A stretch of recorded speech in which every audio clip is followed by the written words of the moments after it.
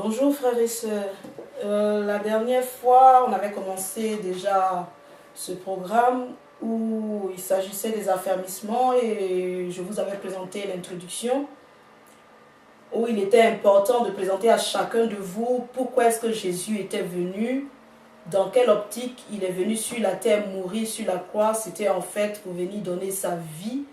Lui qui est Dieu, lui qui est la parole de Dieu, lui qui est le Fils de Dieu, qui a pris cette position de Fils de Dieu pour venir vivre notre condition d'homme afin de payer le prix du rachat de nos âmes réclamées pour le péché que Adam et Ève avaient commis dans le jardin d'Éden, afin que nous soyons réconciliés avec le Père et que nous soyons rachetés des mains de Satan qui nous tenait captifs par la condamnation du péché.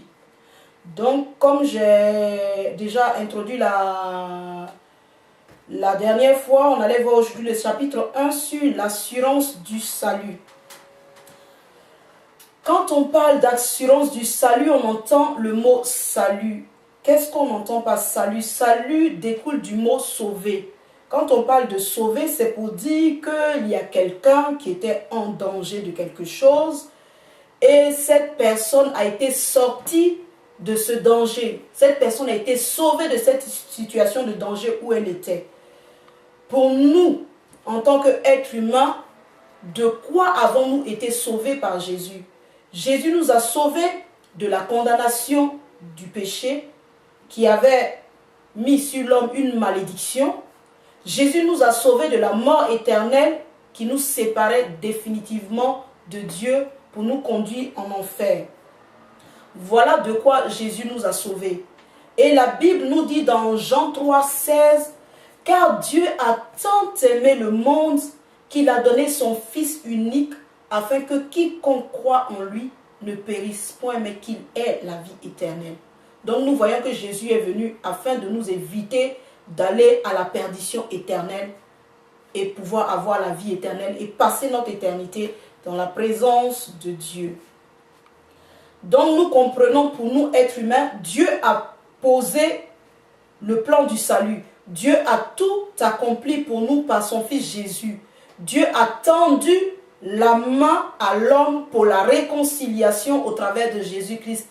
Maintenant, il s'agit pour l'homme d'accepter cette main que Dieu lui tend et de venir à Jésus et par Jésus se réconcilier avec Dieu, sortir de la condamnation où il est des mains de l'ennemi et reprendre la position que Dieu avait donnée à l'homme, Adam et Ève dans le jardin lorsqu'il les a créés et pouvoir à nouveau dominer, régner et pouvoir servir Dieu dans la liberté. Donc nous comprenons que pour tout homme, Jésus-Christ demande à tout homme de venir à lui. Et il ne sauve que ceux qui acceptent de le reconnaître comme sauveur et Seigneur personnel, ceux qui acceptent de croire à l'œuvre qu'il a accomplie à la croix de Golgotha en répandant son sang sur cette croix pour le salut et le rachat de leur âme, à toutes ces personnes-là qui acceptent de recevoir, de prendre la main que Dieu leur tend, à ces personnes-là, Jésus accorde le salut et les sort du danger éternel où elles étaient par l'œuvre du diable. La parole nous dit quoi dans Actes 4, versets 11 à 12? Nous allons lire le texte. La Bible dit, en effet, Jésus est la pierre rejetée par vous qui construisez et qui est devenue la pierre angulaire. Il n'y a de salut en aucun autre, car il n'y a sous le ciel aucun autre nom qui a été donné parmi les hommes par lequel nous devions être sauvés. Donc nous voyons que Dieu qui a créé l'humanité, Dieu qui a créé tout homme, Dieu lui-même, il a pourvu au plan de salut de l'homme. Et Dieu n'a destiné qu'une et une seule personne pour toute l'humanité, quelle qu'elle soit, quelle que soit l'identité que nous pouvons porter, quel que soit le pays dans lequel nous pouvons être, quelles que soient les origines que nous pouvons avoir, si nous voulons être réconciliés avec Dieu, si nous voulons être sortis de la condamnation éternelle qui nous vient du péché d'Adam et Ève, nous n'avons qu'une seule et une seule personne que Dieu a destinée pour cela, en la personne de Jésus-Christ de Nazareth, au travers de l'œuvre qu'il a accomplie à la croix de Golgotha par son sang versé. Donc pour vous dire que tous ceux qui refuseront l'œuvre que Christ a accomplie, ceux-là demeureront dans la condamnation tels qu'ils sont et seront toujours sous la colère de Dieu, destinés à aller en enfer. Mais tous ceux-là qui comprendront, qui accepteront de prendre la main que Dieu leur tend et de venir à Jésus, alors ceux-là sortiront de cette mort éternelle, sortiront de cette condamnation du péché pour venir à Dieu, marcher dans la liberté de Dieu, à nouveau régner, à nouveau dominer et vivre éternellement dans la présence de Dieu. Mais il est bon pour chaque personne. La dernière fois, on a parlé de l'œuvre que Christ a accomplie. Mais comment moi, qui suis un être humain, avant même que je sois sûr du salut que Christ m'apporte, quelle est la démarche que je dois faire? Qu'est-ce que je dois faire pour pouvoir recevoir le salut que Christ m'a apporté à la croix de Golgotha? C'est le grand 1 que nous allons voir dans l'assurance du salut. Comment se fait la démarche pour le salut? Et nous voyons que le texte d'Apocalypse chapitre 3 nous permet de savoir la démarche à faire. La parole de Dieu dit dans Apocalypse chapitre 3 verset 20. « Voici, je me tiens à la porte et je frappe. Si quelqu'un entend ma voix et ouvre la porte, j'entrerai chez lui, je souperai avec lui et lui avec moi. » Amen. Cette parole, c'est la parole de Jésus lui-même. Cette parole, c'est une parole que Jésus adresse à l'homme. Nous ne devons pas prendre cette parole au sens figuré, comme c'est dit, je frappe à la porte. Mais cette parole est une image pour nous faire comprendre ce que le Seigneur veut pour chacun de nous. En fait, il s'adresse à chaque personne. L'être humain est considéré comme une maison dans laquelle Jésus veut venir habiter, une maison dans laquelle il demande à ce qu'on lui donne accès, qu'il vienne demeurer dans cette maison, passer tout le temps avec nous et pouvoir nous apporter tout ce qu'il a acquis pour nous à la croix de Golgotha. Donc, dans ce texte, le Seigneur Jésus nous présente deux actes qu'il faut poser pour pouvoir bénéficier de ce salut. La première des choses, le texte dit quoi? Voici, je me tiens à la porte et je frappe. Si quelqu'un entend ma voix, la première des choses, c'est d'avoir entendu la voix de Jésus. Et on entend cette voix par la proclamation de l'évangile du salut. La deuxième chose qu'il faut faire, c'est après avoir entendu la voix de Jésus, accepter la demande qu'il nous fait, lui ouvrir et le recevoir chez nous, dans notre maison, qui est notre vie. Voilà les deux points qui constituent la démarche à adopter par chaque personne pour pouvoir recevoir le salut que Jésus a acquis pour toute l'humanité sans exception à la croix de Golgotha. Donc nous voyons la première des choses, le point A, le grand A, c'est comment entend-on la voix du Seigneur Jésus. Je l'ai dit tout à l'heure, par la proclamation de l'évangile du salut. Mais comment se fait la proclamation de l'évangile du salut? Parce que nous savons que la parole de Dieu nous dit très clairement, Jésus est mort, il est ressuscité, il est assis à la droite du Père. Il n'est pas sur terre avec nous. Mais comment pouvons-nous entendre la voix de Jésus s'il n'est pas avec nous? Jésus a envoyé des messagers, les premiers apôtres qui ont transmis l'évangile jusqu'à ce qu'aujourd'hui aussi nous puissions vous transmettre cet évangile par les antennes du net. Donc nous allons voir dans le texte de Romains chapitre 10 versets 14 à 15 ce que le Seigneur nous dit. Romains 10, 14 à 15. Je lis la parole de Dieu, la Bible dit, « Mais comment donc feront-ils appel à celui en qui ils n'ont pas cru? Et comment croiront-ils en celui dont ils n'ont pas entendu parler? Et comment entendront-ils parler de lui si personne ne l'annonce. Et comment l'annoncera-t-on si personne n'est envoyé? Comme il est écrit, qu'ils sont beaux les pieds de ceux qui annoncent la paix, de ceux qui annoncent la bonne nouvelle.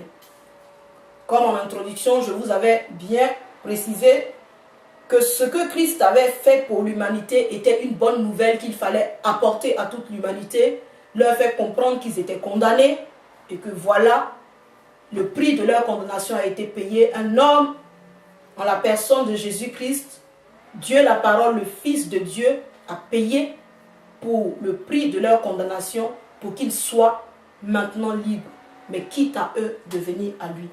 Donc voilà, le Seigneur dit, pour pouvoir entendre cette bonne nouvelle, entendre la voix de Jésus, c'est au travers de ses messagers, au travers de ceux que lui, il envoie dans le monde, apporter la bonne nouvelle aux uns ou aux autres.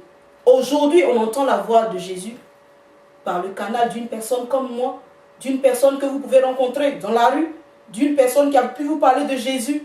Et au travers de cette personne, l'Esprit de Dieu vous donne le message de l'évangile de Jésus-Christ pour convaincre votre âme à se détourner de la voie de la condamnation où elle se trouve et à revenir à Dieu par le canal de Jésus qui lui apporte le salut.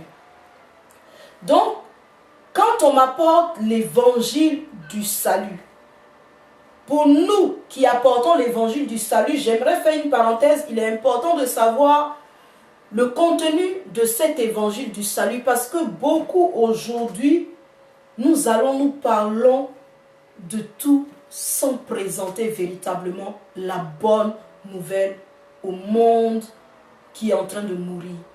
Quel est ce contenu? Quel est le contenu de l'évangile du salut que Jésus a voulu que chacun de nous puissions apporter aux hommes qui sont sous la condamnation, sous la malédiction du péché? L'apôtre Paul en parle parce que lui-même il a reçu cet évangile et lui-même il a donné les détails de l'évangile qu'il a reçu pour le transmettre et nous l'a laissé dans son épître. Premier épître aux Corinthiens chapitre 15, 1 Corinthiens chapitre 15 au verset 14, l'apôtre Paul nous en parle. Il dit quoi? Je remonte un peu plus haut pour qu'on comprenne le texte. Au verset 12, la parole de Dieu dit: or, si l'on prêche que Christ est ressuscité, comment quelques-uns parmi vous peuvent dire qu'il n'y a pas de résurrection des morts? Pardonnez-moi, je n'ai pas pris la bonne référence. Oui, c'est plutôt verset 4. 1 Corinthiens 15, verset 4. Donc 1 Corinthiens, verset 4, on commence par le verset 1, je lis. Je vous rappelle, frères et sœurs, l'évangile que je vous ai annoncé, que vous avez reçu et dans lequel vous tenez ferme. C'est aussi par lui que vous êtes sauvés, si vous le retenez dans les termes où je vous l'ai annoncé, autrement votre foi aurait été inutile. Je vous ai transmis avant tout le message que j'avais moi aussi reçu. Et voilà le message. Paul dit: Christ est mort pour nos péchés, conformément aux Écritures. Il a été enseveli et il est ressuscité le troisième jour, conformément aux Écritures. Voilà le message de l'évangile du salut. Et chaque fois, nous voyons que l'apôtre Paul ajoute conformément aux Écritures.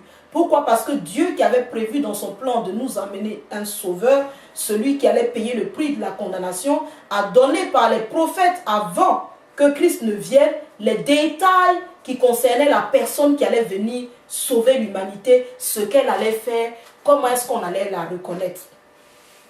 Et la parole de Dieu dit très clairement dans Ésaïe 53 comment Christ allait souffrir, quelle était la mort qui lui était réservée et pourquoi il devait mourir.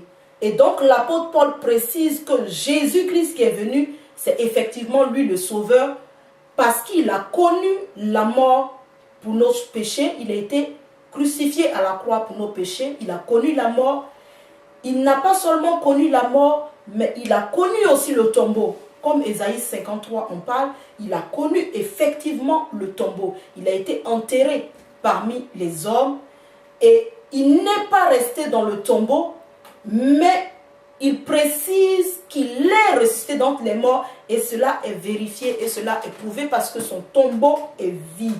Son tombeau est vide. Pourquoi? Parce que l'œuvre du sacrifice qu'il a présenté à la croix a été approuvée par Dieu.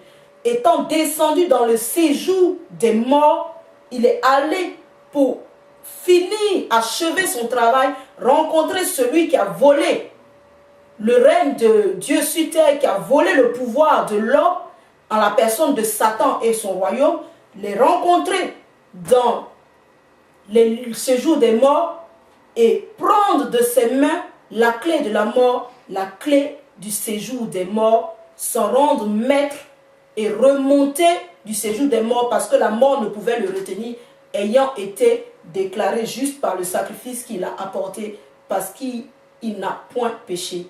Donc nous voyons que Jésus, qui a connu la mort sur la croix, a effectivement connu le tombeau et il est descendu dans le séjour des morts comme tous les êtres humains. Il a tout vécu pleinement comme nous et il a vaincu la mort, il a vaincu le prince de ce monde, il a pris entre ses mains la clé de la mort et du séjour des morts et il est remonté du séjour des morts, ressuscité et vivant.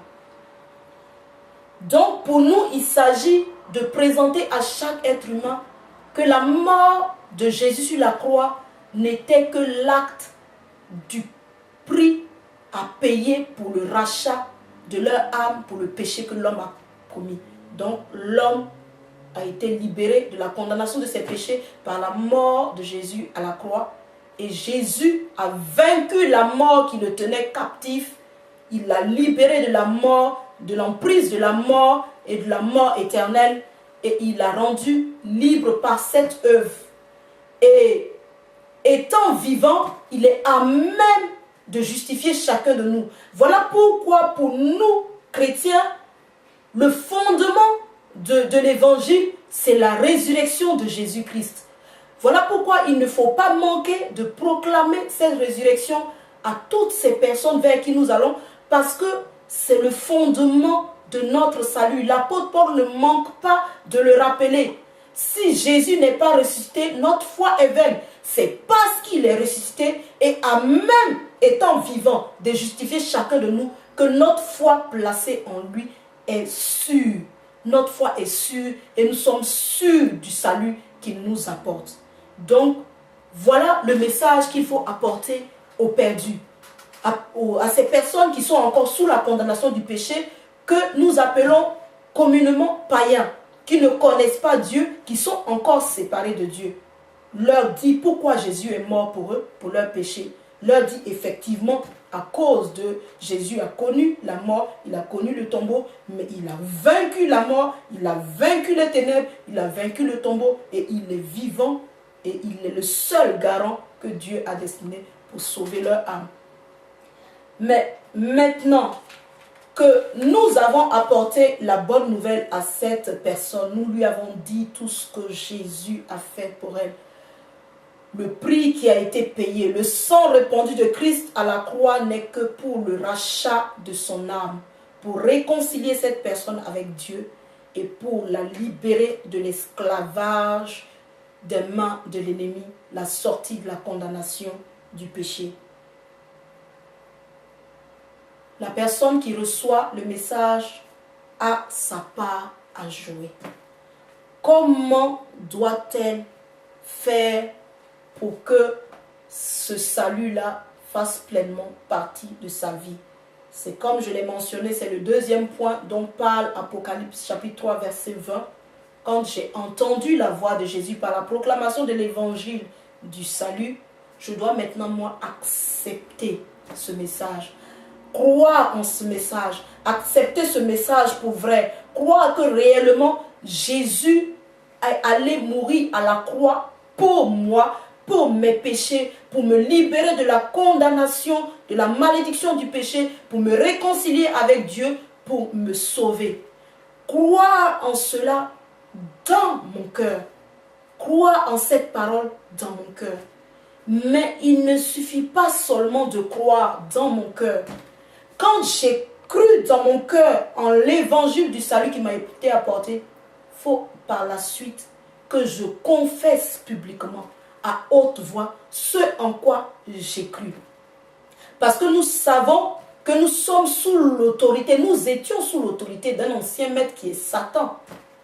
Satan a besoin d'entendre avec son royaume l'engagement que nous prenons à partir d'aujourd'hui, de sortir de son royaume et de revenir dans le droit chemin, de revenir à Dieu par Jésus.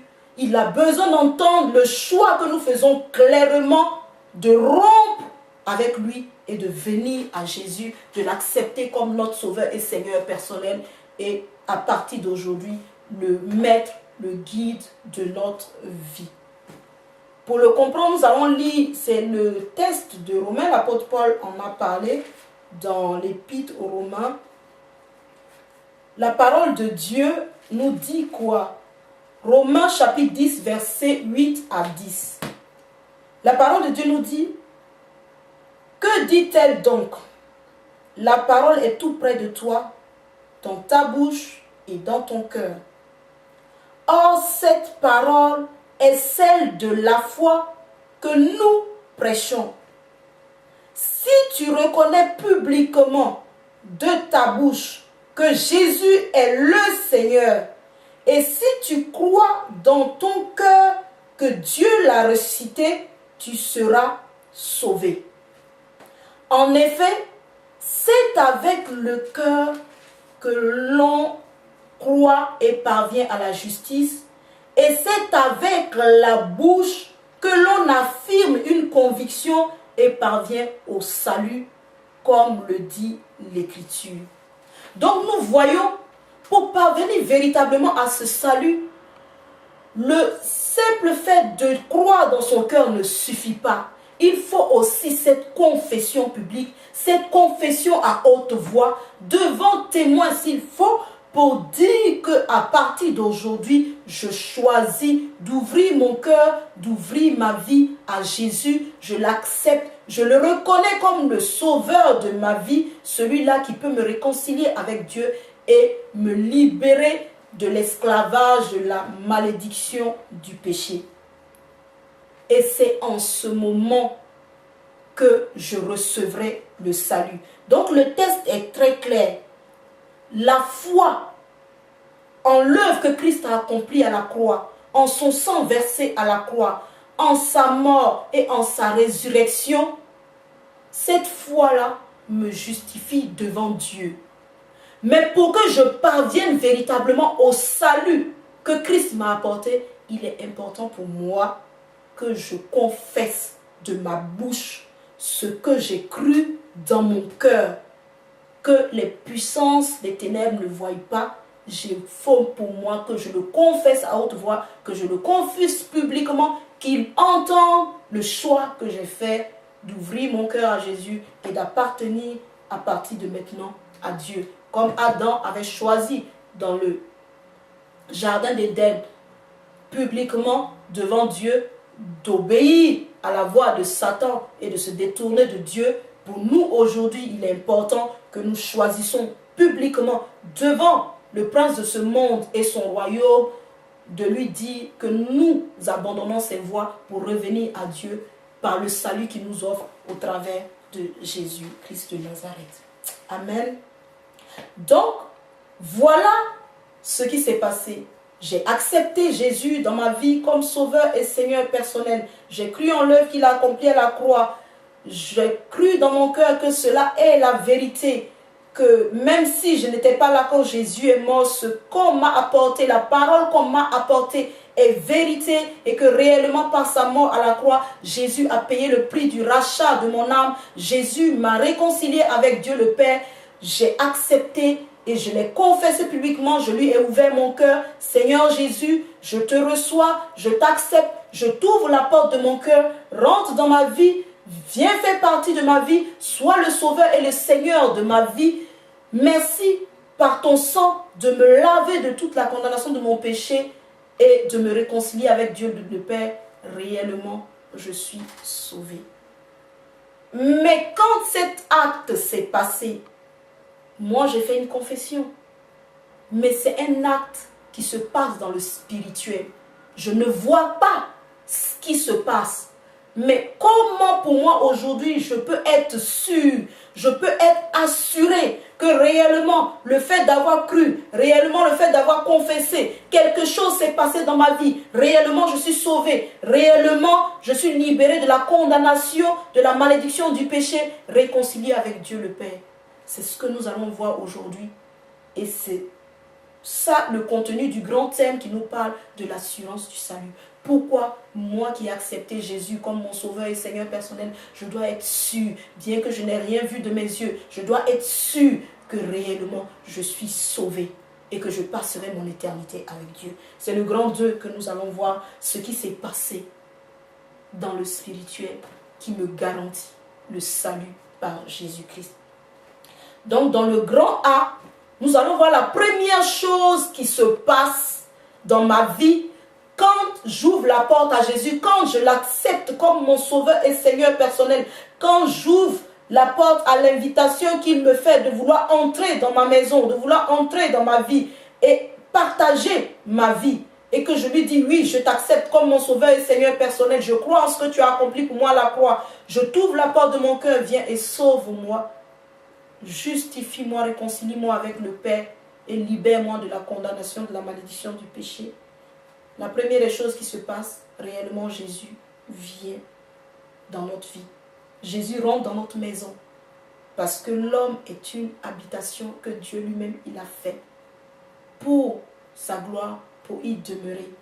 Jésus réellement rentre dans ma vie. Et pour ceux qui sont enfants de Dieu, qui ont déjà donné leur vie à Jésus, on entend communément dire « Jésus est rentré dans mon cœur, Jésus est rentré dans ma vie ». Mais beaucoup peuvent être troublés parce que la même parole de Dieu me dit que Jésus est ressuscité, mais il est assis à la droite du Père parce qu'il a fini son œuvre. Mais comment je peux dire aujourd'hui encore, Jésus étant assis à la droite du Père, Jésus est rentré dans mon cœur? Nous allons comprendre en lisant le texte de Romains 8 ce qui se passe réellement. Ce qui se passe réellement. Romains chapitre 8, versets 9 à 11. Je lis la parole de Dieu. Quant à vous, vous n'êtes pas animés par votre nature propre, mais par l'Esprit. Si du moins l'Esprit de Dieu habite en vous. Si quelqu'un n'a pas l'Esprit de Christ, il ne lui appartient pas. Et si Christ est en vous, votre corps, il est vrai, est mort à cause du péché, mais votre esprit est vie à cause de la justice. Et si l'esprit de celui qui a ressuscité Jésus habite en vous, celui qui a ressuscité Jésus-Christ rendra aussi la vie à votre corps mortel par son esprit qui habite en vous. Donc nous voyons ce texte parle de l'Esprit de Dieu qui habite en nous, l'Esprit de Christ qui habite en nous. Si on n'a pas l'Esprit de Christ, on ne lui appartient pas et on finit par l'Esprit de Dieu qui habite en nous, qui est aussi l'Esprit de la résurrection. Tout cela pour dire quoi? Jésus est assis à la droite du Père. Mais quand Jésus partait, il a laissé une recommandation aux apôtres. Il a dit que l'Esprit de Dieu viendra. Nous devons comprendre que celui qui fait toute l'œuvre, celui qui rend manifeste l'œuvre que Christ a accomplie à la croix pour chaque être humain, celui qui nous donne de vivre réellement cette œuvre, celui qui nous met en contact avec cette œuvre que Christ a accomplie à la croix de Golgotha pour nous, c'est l'Esprit de Dieu qui est dans le monde, l'Esprit de Dieu qui est au milieu de nous. Et c'est cet Esprit de Dieu, lorsque j'accepte Jésus comme Sauveur et Seigneur personnel, qui entre dans ma vie.